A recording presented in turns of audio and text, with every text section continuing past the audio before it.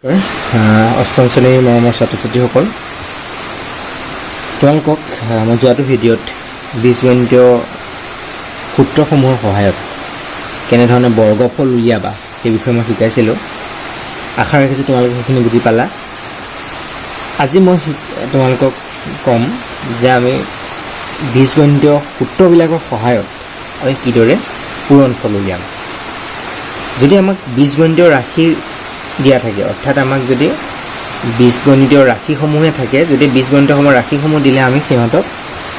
পূৰণফল উলিয়াবৰ বাবে বা আমাক সংখ্যাও দিব পাৰে, যিকোনো দুটা সংখ্যা দিলে সেই সংখ্যা দুটা পূৰণফল উলিয়াবৰ বাবেও আমি সিহঁতক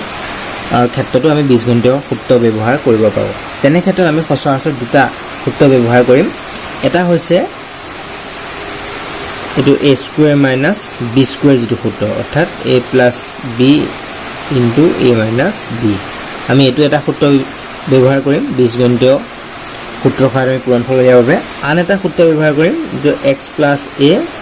ইনটু এক্স প্লাছ বি, এইটো সূত্ৰ আমি ব্যৱহাৰ কৰিম। যিটো মান হৈছে যিটো x plus a into x plus b, ইয়াৰ সমান আমি লিখিম x square plus a plus B into x plus a b. আমি এই দুটা সূত্ৰ ব্যৱহাৰ কৰিম, x square plus a plus B into x plus a b, এই দুটা আমি সূত্ৰ ব্যৱহাৰ কৰিম। এতিয়া তোমালোকক ধৰি লোৱা এটা ৰাশি দিছে, ধৰা এইটো আমি সূত্ৰৰ সৈতে কৰিম। ধৰি লোৱা এটা ৰাশি দিল, বীজগণিতীয় ৰাশি পূৰণফল উলিয়াব দিছে এক্স প্লাছ 5, এইফালে আছে এক্স মাইনাছ 5, এইটো এতিয়া পূৰণ কৰিব লাগে। এক্স প্লাছ 5 ৰাশিটো দিছে আৰু তাৰ লগত পূৰণ কৰিবলৈ দিছে এক্স মাইনাছ 5। যেতিয়া এই ৰাশি দুটা তোমালোকে পূৰণ কৰিবা, পূৰণ কৰোঁতে কি কৰিবা চোৱা যে ইহঁতক কোনটো থাকিব, x plus 5 into x minus 5, অৰ্থাৎ ইয়াত এক্সটো তোমালোকে যদি এ বুলি ধৰি লোৱা, 5টো যদি বি বুলি ধৰি লোৱা যে এক্সটো এ 5টো বি, তেনেধৰণে যদি ধৰিলে তেতিয়া কি হ'ব, এ plus B into a minus B. এইটো সূত্ৰত পৰিলে, এইটো এ বুলি ধৰিলোঁ, এইটো বি বুলি ধৰিলোঁ, এ প্লাছ বি হ'ল, মিলি গ'ল। এইটো এ, এইটো বি, এ মাইনাছ বি মিলি গ'ল। এইটো যেতিয়া পূৰণ কৰিম, এইটো পূৰণ কৰিলে ইয়াৰ পূৰণ ফলটো হ'বগৈ এইটো এ স্কুৱেৰ মাইনাছ বি স্কুৱেৰ। আমি সেইটো দেখাম, অৰ্থাৎ আমি এক্স আছিলে, এক্সক আমি স্কুৱেৰ কৰি দিলোঁ, তাৰপিছত ইয়াত মাইনাছ আহিলে, মাইনাছ হ'লে 5 স্কুৱেৰ, এইটো হৈ গ'ল। এতিয়া হ'ব এক্স স্কুৱেৰটো এক্স স্কুৱেৰ থাকিব আৰু 5 স্কুৱেৰ মানে হৈ গ'ল 5 5 গুণ 25 হৈ গ'ল, 25 হ'ব। অৰ্থাৎ এক্স প্লাছ 5 আৰু এক্স মাইনাছ 5ৰ পূৰণফল হ'ব এক্স স্কুৱেৰ মাইনাছ 25। এনেধৰণে উলিয়াম। আকৌ যদি তোমালোকে ইয়াত সংখ্যা উলিয়াব দিয়ে, ধৰি লোৱা তোমালোকক দুটা সংখ্যা দিলে, পূৰণ কৰি উলিয়াব দিছে যে 90 আৰু 90 নালাগে, 99 দিছোঁ ধৰা, 99 পূৰণ 102, এইটা তোমালোকক পূৰণ কৰিব দিলে, 99 লগত 102 পূৰণ কৰিব দিলে। তেতিয়া তোমালোকে কি কৰিবা, পোনে পোনে এই দুটাক পূৰণ কৰি দিবা, যে 99 লগত 102 পূৰণ কৰি দিলা, পূৰণ কৰি যিটো হয় ইয়াত তোমালোকে পাতি দিলা, ঠিক আছে। কিন্তু তোমালোকক যদি 99 পূৰণ 102 নিদিলে, এইটো নাই দিয়া ধৰা, এইটো দিলে তোমালোকে পোনে পোনে পূৰণ কৰিবা। এনেবিলাকৰ ক্ষেত্ৰত তোমালোকে বীজগণিতীয় ৰাশি কিন্তু ব্যৱহাৰ কৰিব পাৰিবা, ব্যৱহাৰ কৰিব নোৱাৰা নহয়, ইয়াতো কিন্তু ব্যৱহাৰ কৰিব পাৰিবা। সেইটো ক্ষেত্ৰত কেনেধৰণে ব্যৱহাৰ কৰিবা মই পিছৰটো ভিডিঅ'ত সেইটো মই তোমালোকক দেখাম। মই আজি সেইটো এতিয়া নালাগে, তোমালোকে বেলেগ এটা চাই লোৱা যে এনেকৈ কৰিলে তোমালোকে এতিয়া কি কৰিবা, একদম সহজতে দুইটা পূৰণ কৰি দিবা, যে 99 লগত 102 পূৰণ কৰিলে যে উত্তৰটো যিমানটো পালোঁ আমি এফালে পাতি দিলোঁ। কিন্তু তোমালোকে এইটো এনেধৰণে পূৰণ কৰি, তাৰমানে এনেধৰণে কেনেকৈ পূৰণ কৰিবা, তোমালোকে এইটো যদি দুটা পূৰণ কৰিবলৈ দিয়ে, পূৰণফল উলিয়াব দিয়ে, একদম সহজতে কৰিবা। 102 তলত এনেকৈ 99 পাতিলে আৰু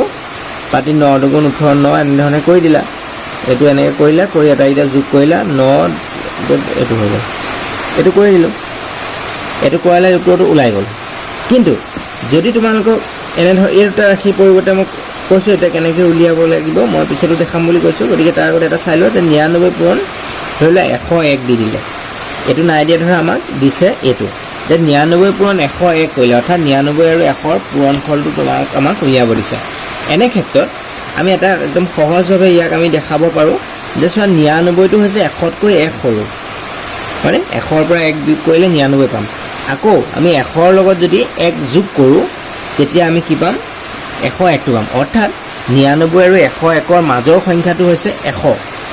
আৰু 100ৰ পৰা 1 বিয়োগ কৰিলে আমি 99 পাওঁ, আৰু 100ৰ লগত 1 যোগ কৰিলে 101 পাওঁ। এনে ক্ষেত্ৰত আমি এইটোকে, এই যিটো আমি পালোঁ, এইটোক আমি এনেধৰণে নিলিখি এইটো লিখিব পাৰোঁ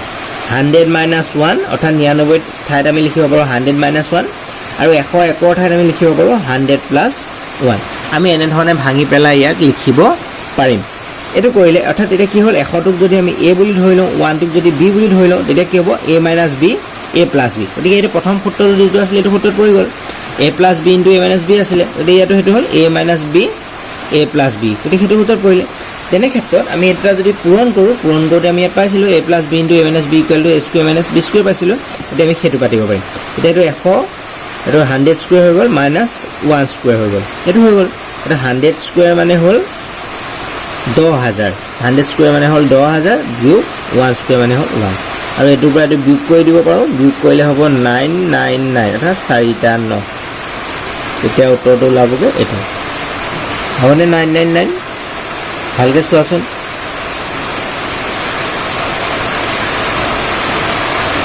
নিশ্চয় হ'ব 10000 পৰা 1 বিয়োগ কৰিলে 9999 হ'ব এটো হৈ গল মেথড আমি এনে ধৰণেও ইয়াৰ পূৰণফল উলিয়াব পাৰিম আমি পুৰা এনে এটো নিয়মত আমি পূৰণ নকৰি এনেকে যেনেকে পূৰণ কৰো তেনে ধৰণে পূৰণ নকৰি আমি এনে ধৰণে বীজগণিতীয় সূত্ৰৰ সহায়তো আমি সংখ্যাবিলাকৰ আমি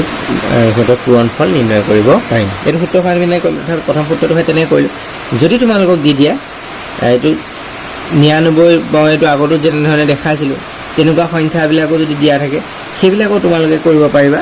সেইবিলাকো তোমালোকে পূৰণফল নিৰ্ণয় কৰিব পাৰিবা সেইবিলাকৰ যেতিয়া পূৰণফল উলিয়াবা তেতিয়া কি কৰিবা চোৱা মই এটো দেখাই দিছো যে 99 পূৰণ 102 আছে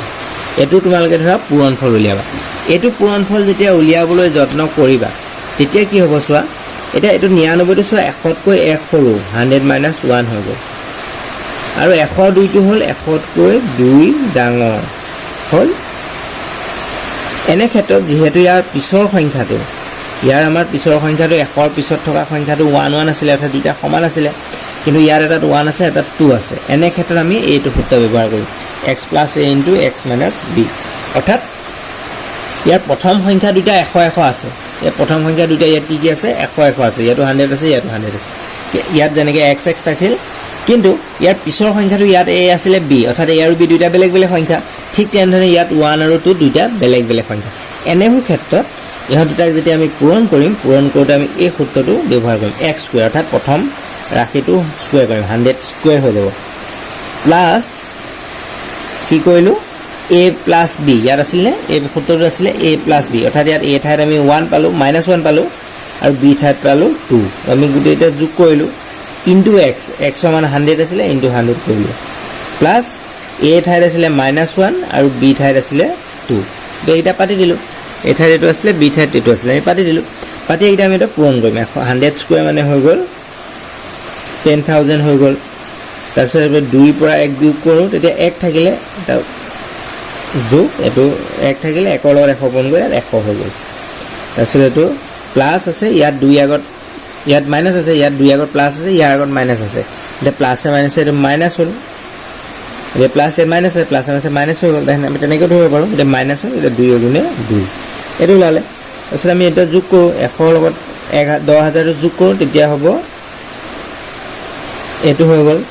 বিয়োগ 2 এটো বিয়োগ কৰিলে হ'ব ইয়াৰ পিছত আমি চামতে 100 যেটো আমি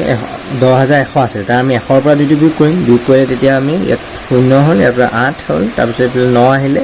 0 নামি আহিলে 100 অৰ্থাৎ তেতিয়া 10100 ৰ পৰা আমি যদি 2 বিয়োগ কৰো তে বিয়োগ কৰিলে তাৰ উত্তৰটো হ'বগৈ 10098 এটো হৈ যাব ইয়াৰ উত্তৰটো দেখা পাইছে তোমালোকে নিশ্চয় ইয়াৰ উত্তৰটো হ'বগৈ 10098 আমি এনে ধৰণে পালো 10098 হল তে তোমালোকৰ সুবিধাৰ্থে অৰ্থাৎ তোমালোকে মই যি দুটা পূৰণফল উলিয়া দুটা নিয়মৰ বিষয়ে ইয়াত শিকালো সেই দুটাৰ যে তোমালোকৰ বুজি পোৱাত সহায় হওক সেই উদ্দেশ্য আগৰ ৰাখি তোমালোকক বাবে মই 4টা অংক ৰাখিছো ইয়াত এই কেইটা তোমালোকে পূৰণফল উলিয়াবলৈ যত্ন কৰিবা দুটা সূত্ৰ আমি ইয়াত দেখালো যে স্কয়াৰ - b² আৰু x + a * x + b এই দুটা সূত্ৰ তোমালোকে ব্যৱহাৰ কৰিবা সূত্ৰ দুটা ব্যৱহাৰ কৰি এনে ধৰণৰ এই সংখ্যাখিনি পূৰণফল উলিয়াবলৈ যত্ন কৰিবা আজিলে ভিডিওটো ইমানতে সামৰিছো তোমালোকে প্ৰশ্নসমূহৰ যদি সমাধান কৰিয়া হয় তোমালোকে WhatsApp যোগে মোলৈ প্ৰেৰণ কৰিব পাৰিবা নাইবা তোমালোকে মোৰ লগত ফোন যোগে যোগাযোগ কৰিবা পৰীক্ষা বিষয়সমূহৰ ওপৰত যদি কিবা খেলিমেল থাকে তেতিয়া সেইখিনি তোমালোকে দূৰ কৰিব পাৰিবা আজিলৈ ইমানতে সামৰিছো ধন্যবাদ